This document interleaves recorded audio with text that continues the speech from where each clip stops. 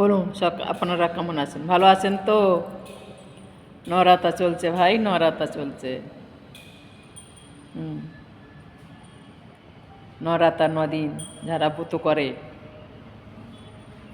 একটা জিনিস লক্ষ্য করে রাখবে। শোনো, শুনতে থাকো।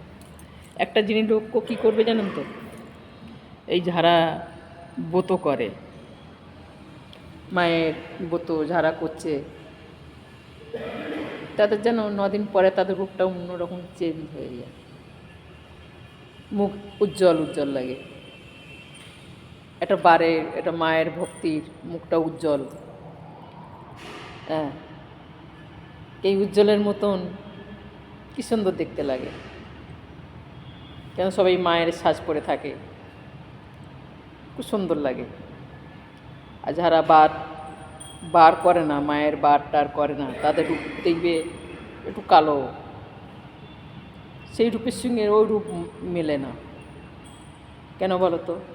কেন, কিসের জন্যে? কিসের জন্যে? আরেকটা কথা শুনো, এটা তো আমাদের কথা সনাতন ধর্মের মধ্যে, কিন্তু সব ধর্মের মধ্যে আছে, সব জিনিসটার মধ্যে আছে। তুমি যারা এই মাসে রোজা করে উঠেছে, আজ তাদের ঈদ। ভাই, ঈদ মোবারক তোমাদের, শুভকামনা আমার থেকে। আমার নাম মায়া কওর।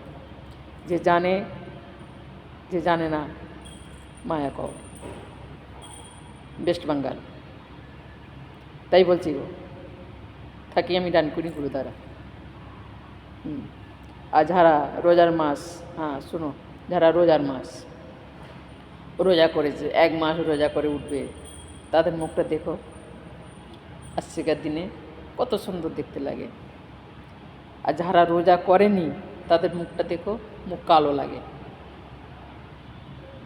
যারা রোজা করেনি, যারা রোজা রাখেনি, তাদের মুখটা দেখবে কালো। বিশ্বাস যদি না হয়, আজকের ঈদের দিন আছে ভাই তোমাদের, বা একটু মুখের দিকে যারা রোজা করেছে কি না করেছে তুমি বুঝতে পারবে, তার মুখটা লাগবে উজ্জ্বল।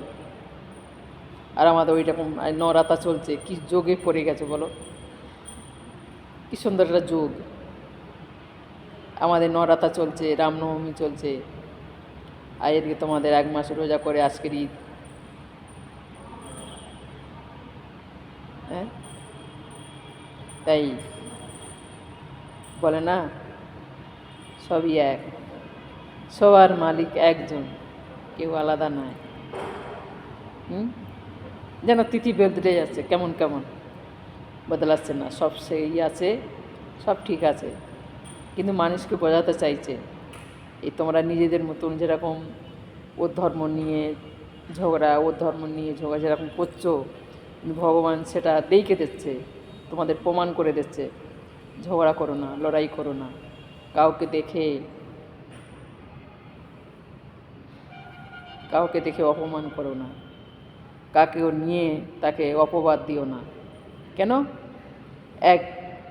একটাই মালিক, এক মালিক সব সৃষ্টি করে দিয়েছে, প্রমাণ করে যাচ্ছে। তবু মানুষ, কেন বলো তো, তবু মানুষ নিজেকে নিজে অনেক উঁচু ভাবে। আমি জানো কি, তোমার কি, একটা কথা বলো তো, তোমাদের কি আছে? তোমাদের কি আছে? তোমার কি আছে? তোমার তো কিছু নেই। হ্যাঁ, সব আমার মালিকের। তাই বলছে বাবা সাইনাথই বলে গেছে, আমাদের ওয়াহেগুরু নানক, বাবা নানক বলে গেছে, সবার মালিক একজন।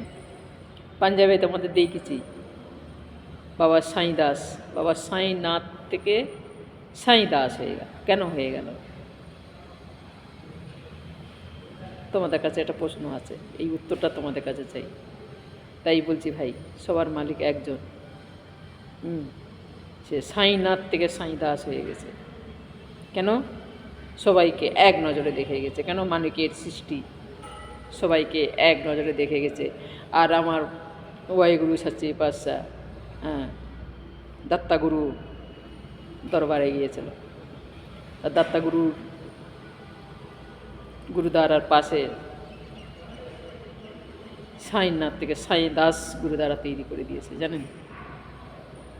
প্রকৃত ঘটনা তোমাদের তুলে ধরি, তোমাদের দেখিয়েছি, গুরুদ্বারা দেখিয়েছি, বলেও দিয়েছি, তবু একটু কথা করে তোমাদের ছাড়ছি। আর তো আমি ঘুরতে পারবো না, এবার ভিডিও ছাড়া জানা তো ওই হার্টের প্রবলেম ভাই, বেশি আমি করতে পারবো না।